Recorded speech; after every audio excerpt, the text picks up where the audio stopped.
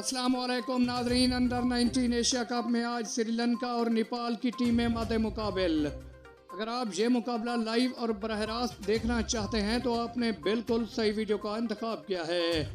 हम आपको ये मुकाबला लाइव और बरह रास्त दिखाएंगे। आपको सिर्फ 2 स्टेप फॉलो करने होंगे। सबसे पहले आपने हमारे चैनल को सब्सक्राइब करना है। चैनल को सब्सक्राइब किए बगैर आप ये मुकाबला लाइव और बरह रास्त नहीं देख सकते।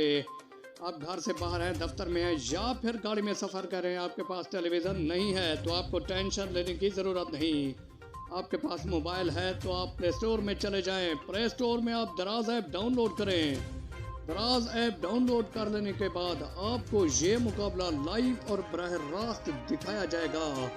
याद रहे कि अंडर 19 एशिया कप का ये 6वां मुकाबला होगा। अंडर 19 एशिया कप के अब तक 5 मुकाबले हो चुके हैं।